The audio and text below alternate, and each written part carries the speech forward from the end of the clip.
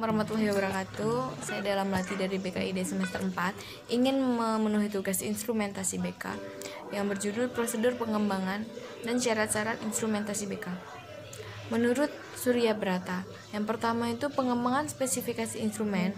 Spesifikasi instrumen adalah rancangan pokok atau desain grand design instrumen. Hal-hal yang perlu dimuat dalam spesifikasi dalam instrumen adalah wilayah yang akan direkam, dasar konseptual atau dasar teoritis yang akan dipakai sebagai landasan, subjek yang akan diambil datanya, tujuan pengambilan data, materi instrumen, jumlah butir pertanyaan atau pernyataan, kriteria seleksi butir pertanyaan atau pernyataan yang dianggap baik. Jadi dalam yang pertama ini maksudnya itu kita subjek yang akan diambil itu harus jelas, materinya apa, terus pertanyaannya, jumlah butir pertanyaannya berapa, dan disitu harus diseleksi yang mana yang pertanyaan yang baik atau yang tidak. Terus yang kedua itu penulisan butir-butir pernyataan atau pernyataan. Instrumen dalam aspek kognitif yang paling digunakan adalah pilihan ganda dengan 5 kemungkinan jawaban. Sedangkan non-kognitif, instrumen yang paling populer dan relatif paling banyak digunakan adalah skala model Likert. Yang ketiga itu telaah dan revisi butir-butir pertanyaan atau pernyataan. Butir-butir pertanyaan atau pernyataan harus ditelaah secara cermat apakah sudah sesuai dengan rancang yang dirancangkan dan apakah perlu direvisi. Aspek-aspek yang perlu dicermati itu kesesuaian dengan spesifikasi, kesesuaian dengan landasan teoritis, kesesuaian dengan format, dilihat dari sudut ilmu pengetahuan, ketepatan bahasa yang digunakan, dilihat dari sudut bahasa baku dan subjek yang memberi respons. Jadi kita harus telaah dan revisi pertanyaan yang akan kita ajukan, apakah di situ sudah bahasanya sudah benar-benar baik dan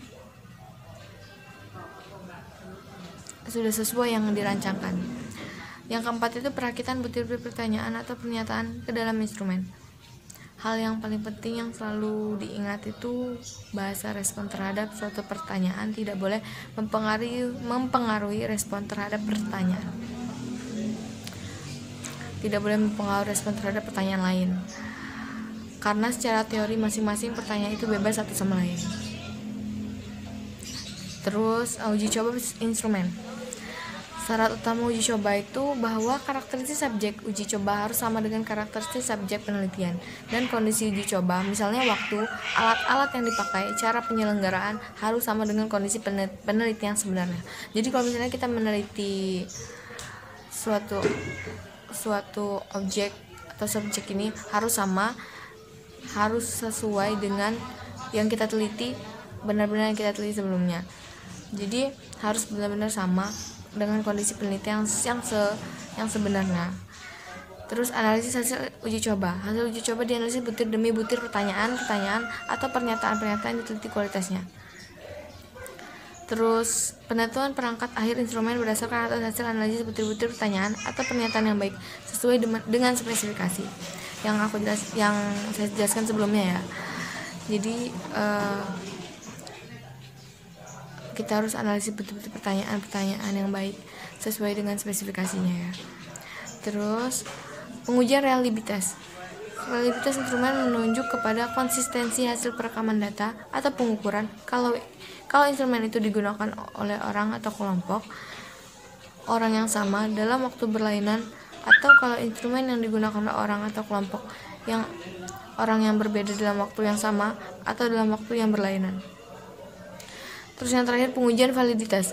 Validitas instrumen merupakan sejauh mana instrumen itu merekam atau mengukur apa yang dimaksudkan untuk direkam atau diukur. Jadi validitas instrumen ini kita melihat sejauh mana instrumen itu merekam, mengukur apa yang dimaksudkan untuk direkam atau diukur.